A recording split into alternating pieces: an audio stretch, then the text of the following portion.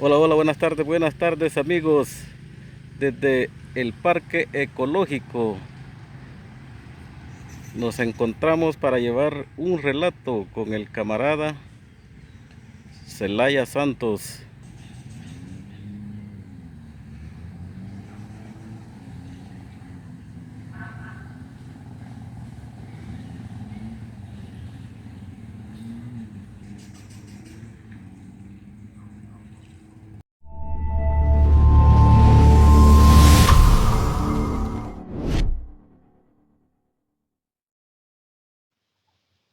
Buenas tardes amigos.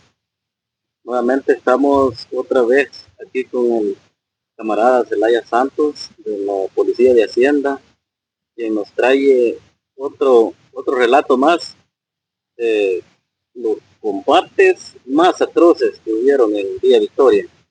Adelante, camarada. Buenas tardes, buenas tardes a todos.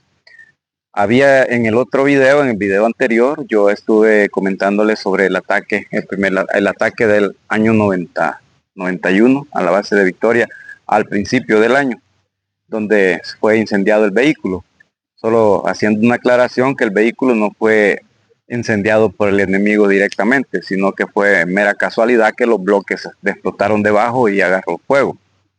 Ah, Cabe mencionar también de que en ese entonces la guerrilla tuvo apoyo de la guerrilla de San Vicente y la de Chalatenango para llegar a atacar la base de Villa Victoria. Más o menos la población pues que colaboraba con nosotros nos manifestaron que era bastante numerosa las columnas de guerrilleros que habían subido y la inteligencia determinó de que habían sido entre 300 o 400 guerrilleros que llevaron ese ataque letal a Villa Victoria.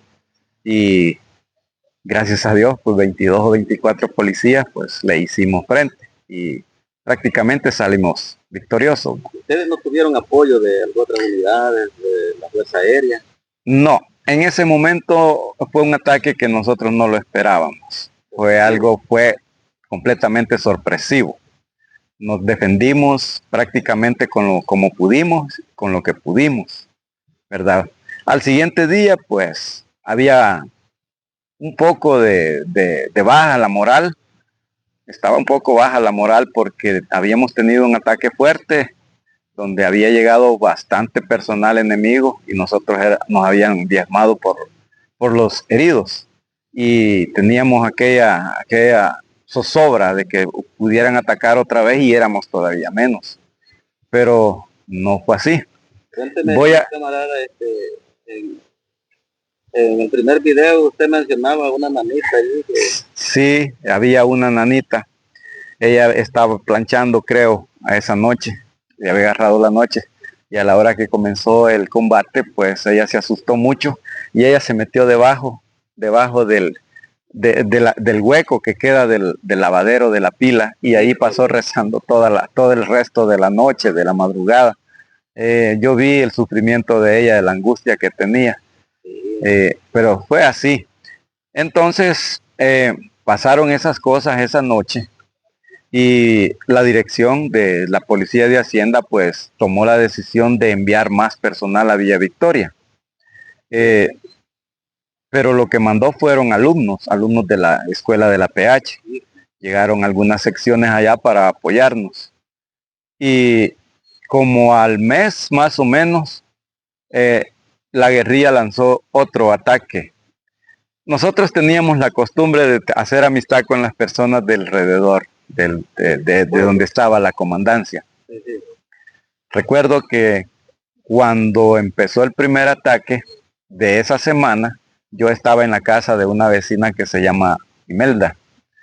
Cuando escuché los primeros rafagones, pues yo salí corriendo de la casa de ella y en la guinda que llevaba sentí el rafagón también detrás de mí y fui directo a sacar mi ametralladora y empezamos.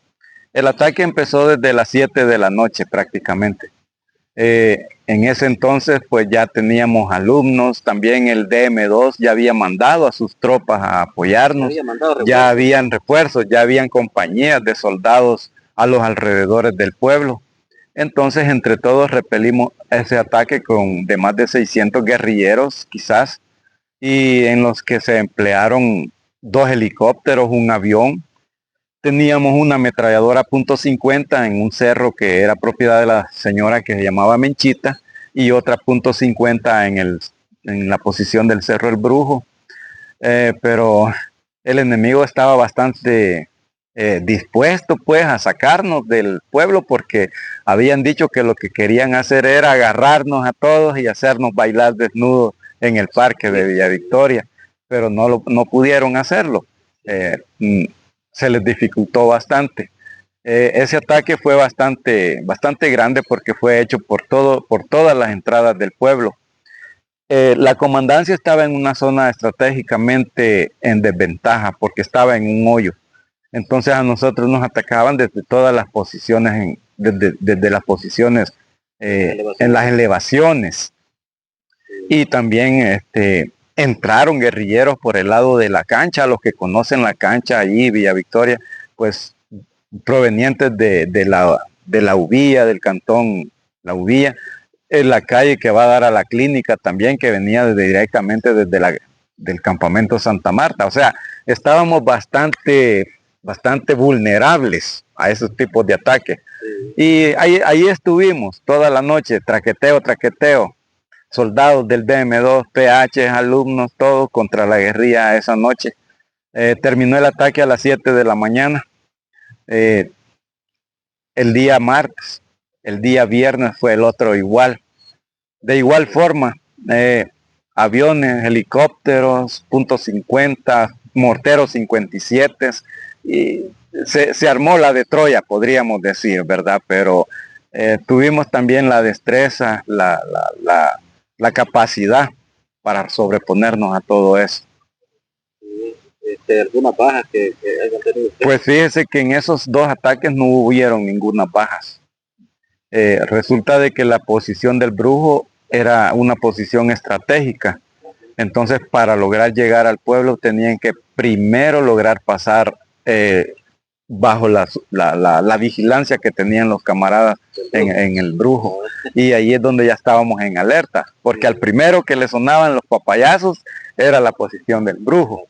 Y cuando ya sonaban los primeros papayazos ahí, prácticamente ya todos estábamos en alerta de que en un momento en los demás espacios del pueblo también íbamos a empezar a volar balas.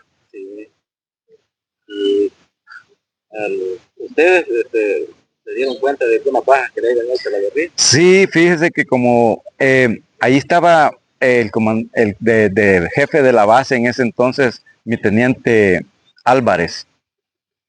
Entonces él tenía bastantes amistades en los cantones, y a través de él nos dimos cuenta de que sí, los guerrilleros llevaban muchas bajas en hamacas, otros los llevaban a cucuche, en el hombro, pero sí eran bastante, y en los patrullajes que se hicieron de reconocimiento se encontraron bastantes rastros de sangre. Sí. Armas que hayan decomisado ustedes, que les hayan quitado. Fíjese que como no fue un ataque quizás como muy cercano, en ese entonces, en esos 2 combates no hubieron decomisos. No hubieron decomisos. Después de que pasa ese ataque, ¿queda normal otra vez ya? Pues la verdad no se quedó normal. Hubieron ataques pequeños. Sí, como por ejemplo las emboscadas al vehículo cuando el personal de la PH se dirigía a Sensunte o a San Salvador. Hubieron algunas emboscadas, también ataques esporádicos, y después de eso pues usaron una estratégica de apostar un francotirador en el cerro que le dicen el Tamizal, y sí nos causó 2 bajas. Recuerdo con mucha nostalgia al cabo Cojutillo, que le decíamos, Rodríguez Nolasco, y al Pollito, que fueron los 2 que fallecieron a causa de ese francotirador.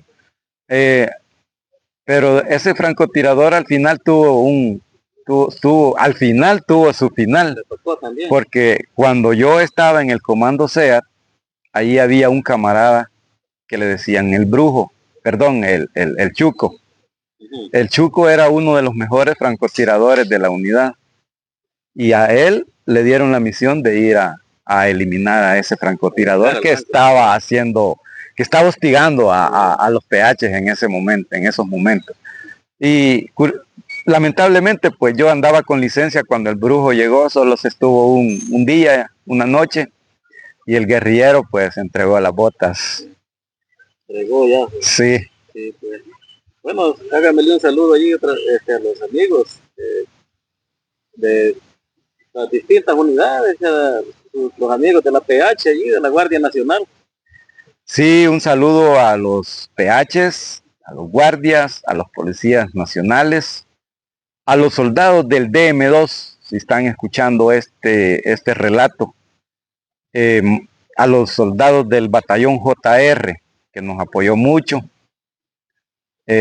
También quiero hacer un énfasis en, no recuerdo el nombre, pero sí hubo uno de los ordenanzas de nosotros que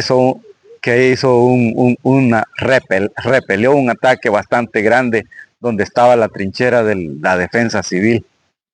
Bueno, entonces, sí, entonces tiene mis respetos el muchacho este.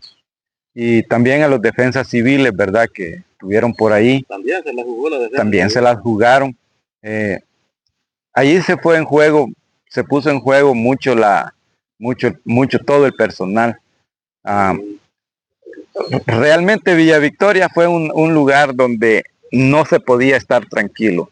En algunas ocasiones estábamos almorzando cuando de repente eran los rafagones al comedor, y de ahí teníamos que salir huyendo y quizás con los frijoles en la boca todavía. Pero así era el diario vivir en Villa Victoria Cabañas. Fue la guerra. Todo el mundo allí iba por 2 meses o 3 meses, pero su servidor hizo hizo los 2 años, dado que tenía pues la mirada puesta en una de las muchachas del pueblo, que posteriormente pues se convirtió en mi esposa, y por eso me quedé todo ese tiempo a pesar del riesgo que yo corría. Tuve que arriesgarse. Tuve que arriesgarme. Bueno, pues amigos, ya escucharon allí al camarada, pues con este ya es una segunda historia, un segundo relato que nos da, pues. Entonces, ahí estamos amigos, siempre pidiéndoles el apoyo, que se suscriban al canal, que comenten, que den like, ya que con el apoyo de ustedes, pues nosotros continuamos llevando historias, pues, y el apoyo de ustedes pues nos sirve mucho para nosotros continuar grabando videos. Así que ahí estamos, camaradas, nos vemos al próximo video.